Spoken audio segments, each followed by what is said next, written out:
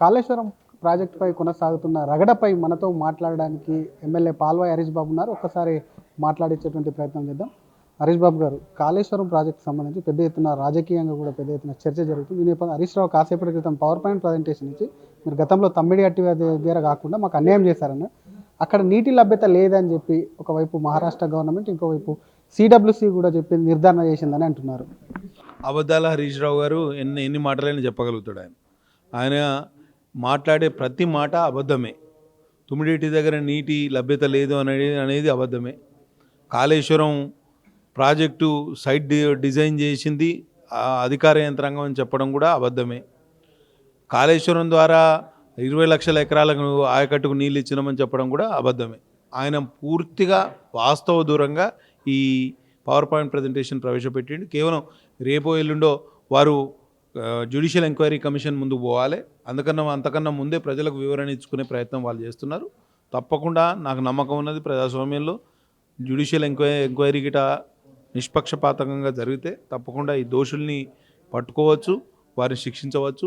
ఆ revenue recovery కూడా ఏదైతే మనకు 1,00,000 కోట్ల ప్రజాధనం వృధా అయిందో దాన్ని పూర్తిగా వారి కుటుంబం నుంచి రాబట్టవచ్చు. కానీ ఆ కుటుంబం మాట్లాడుతుంది ఒకటే. అటు కవిత మొన్న కూడా చిన్న ఇల్లు కట్టుకుంటే, గతంలో కేటీఆర్ కూడా ఇల్లు కట్టుకుంటేనే క్రాక్స్ వస్తాయి, ఇంత పెద్ద ప్రాజెక్టు క్రాక్ రావడంలో తప్పేముంది, దాన్ని రిపేరింగ్ చేసి అయిపోయి దానికి అనవసరంగా రాద్ధాంతం చేస్తున్నారు, రాజకీయంగా మా మీద బురదలు ఎందుకే అని చెప్పి అంటున్నారు.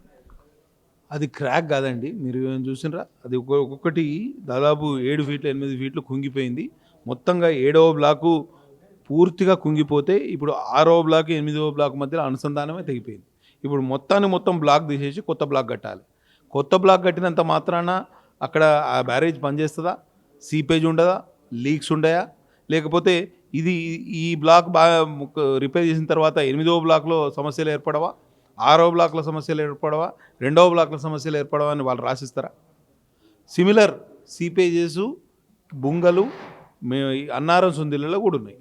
రేపు అక్కడ కుంగిపోతే దానికి ఎవరు బాధ్యత? ఆ లూజ్ సాయిల్లో ఆ సైట్ సెలెక్షనే తప్పు, ఆ సీకెంట్ ఫైల్ టెక్నాలజీ రెండవ తప్పు. అట్లా 7-8 తప్పులు విజిలెన్స్ అండ్ ఎన్ఫోర్స్మెంట్ డైరెక్టరేట్ కనుగొన్నది. వారి మీద చర్యలకు కూడా డిమాండ్ చేసింది. నిజంగా వీళ్ళకి చిత్తశుద్ధి ఉంటే తెలంగాణ సమాజానికి మొత్తం కేసీఆర్ కుటుంబం ముక్కు నేలకు రాసి వారు క్షమాపణ అడగాలి. ఇప్పుడు 10,000 కోట్ల నష్టం ఏదైతే ఉందో కేసీఆర్ కుటుంబం నుంచి రాబట్టాలి. అప్పుడు కానీ తెలంగాణ సమాజానికి న్యాయం చేసిన వాళ్ళు అవుతారు. నిర్మాణ సంస్థ మీద కూడా కొంత తోసేటువంటి ప్రయత్నం చేస్తుంది. నిర్మాణ సంస్థ మీద కూడా ఇలా తప్పు ఉందా? ఎందుకంటే వాళ్ళు మెయింటెనెన్స్ తమ ఆధీనంలో లేదు, మాకు ఇచ్చినటువంటి డిజైన్నే మేము కట్టి పక్కకు జరిగామని చెప్తున్నటువంటి పరిస్థితి ఉంది. అది పూర్తి స్థాయి ఎంక్వైరీ చేస్తే కాంట్రాక్టర్ బాధ్యత ఎంతవరకు ఉంది? అది డిజైను ఎవరు చేసినారు, డిజైన్ వీళ్ళకి ఇచ్చింది ఎవరు, డిజైన్ ఆమోదించింది ఎవరు, టెక్నికల్ కమిటీ ఎవరు, ఇవన్నీ వాస్తవాలు బయటికి రావాలి. మొత్తానికి తెలంగాణ సమాజానికి ఆర్థికంగా చాలా నష్టం జరిగింది. రాష్ట్రం దివాలా తీయడానికి కాళేశ్వరం ప్రాజెక్టు ఒక తెల్ల ఏనుగులాగా మారింది. ఆ తెల్ల ఏనుగు కట్టింది కేసీఆర్. ఆ రోజు దీన్ని 8th wonder of the world అని చెప్పుకుని, నా మానస పుత్రిక అని చెప్పుకొని సంకలు గుద్దుకున్నది ఈ మహానుభావుడే. ఇవాళ ఎందుకు మరి వెనకడుగు వేస్తున్నారు అనేది కేసీఆర్ చెప్పాలి, హరీష్ చెప్పాలి, కవితమ్మ చెప్పాలి, కేటీఆర్ చెప్పాలి. నిన్న మీ ఎంపీ అప్పుడు ఆర్థిక మంత్రిగా ఉన్నటువంటి ఈటెల రాజేందర్ గారు అటెండ్ అయ్యి, ఆయన అప్పట్లో టెక్నికల్ కమిటీ ఏదైతే వేసామో అదే చూసుకుంది, ఆర్థిక శాఖకి ఏం సంబంధం లేదు, క్యాబినెట్ ఆమోదమే, అంటే ఎక్కడ కూడా కేసీఆర్ కానివ్వండి కేసీఆర్ కుటుంబాన్ని టచ్ చేయలేదు. దాని మీద కొంత అటు కాంగ్రెస్ నేతలు కూడా మొత్తం కేసీఆర్ను కాపాడేటువంటి ప్రయత్నం కూడా ఈటెల రాజేందర్ చేశారని కొంత కామెంట్ చేస్తున్నారు. పీసీసీ కానివ్వండి జగ్గారెడ్డి కానీ ఏం చెప్తారు? దాని మీద వివరణ ఇవ్వడానికి వాళ్ళ రాష్ట్ర కార్యాలయంలో ఇవాళ ఈటెల రాజేందర్ గారు ప్రెస్ మీట్ పెడుతున్నారు. వారు సమగ్రంగా చెప్తారు నిన్న జరిగింది ఏంది, దానికి ప్రీఫేస్ ఏంటిది, దాని తర్వాత పర్యవసానాలు ఏంటి అనేది తను చెప్పడంలో అర్థం ఉంది. కానీ ఆయన చేసిన వారికి నేను కమెంట్ చేయడం కరెక్ట్ కాదు. హరీష్ రావు కేసీఆర్ కూడా అటెండ్ అవ్వబోతున్నారు కమిషన్ ముందుకు. ఏం చెప్పాలి వాళ్ళు, నిజాలు ఏం చెప్పాలని చెప్పి డిమాండ్? నేనైతే ఏమనుకుంటున్నా అంటే, జ్యుడిషియల్ ఇంత జరిగిన తర్వాత కూడా మీరు నిజాలు దాచకండి. దయచేసి తెలంగాణ సమాజానికి అపారమైన నష్టం చేసినారు. ఇప్పటికైనా బుద్ధి తెచ్చుకొని తెలంగాణ సమాజానికి మీరు క్షమాపణ చెప్పాలి.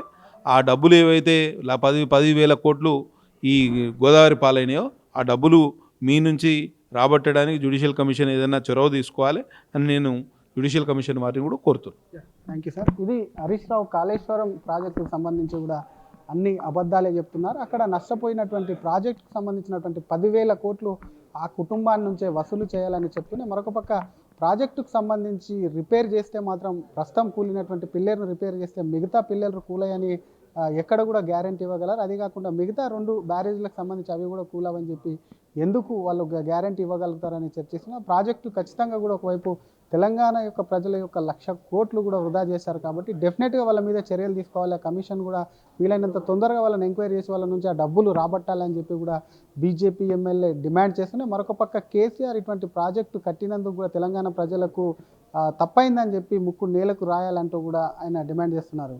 కెమెరామెన్ గజపతో శ్రీధర్, RTV, హైదరాబాద్. ఇండియా పాకిస్తాన్ తాజా అప్డేట్స్ కోసం డౌన్లోడ్ చేసుకోండి RTV లైవ్ యాప్.